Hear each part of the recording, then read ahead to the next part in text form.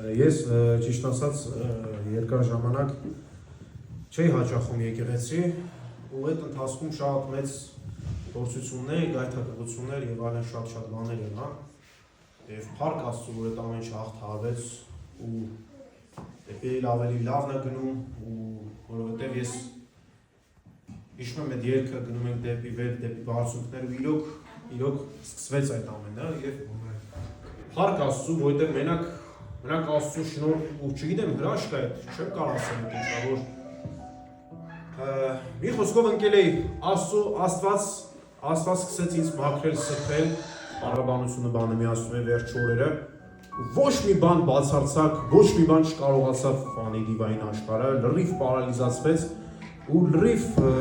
փառք Աստծո, որովհետև այդ ամեն ինչը երանելի է իմ համար եւ իրոք իմ համար շատ մեծ ուրախություն է, որ այսօրը կամ ապրում եմ ու աղոթում եմ, կարդում եմ, որովհետև շատ Պապային է շատ շնորհակալություն, որովհետև այնքան ներգործություն կար, որ հասարակ խոսքը չի կարող կարդալ։ Իրոք ոչ մի աշխատանք, ոչ մի հարստություն, ոչ մի բան չարժի այն ծառայությանը, որը որ կարելի է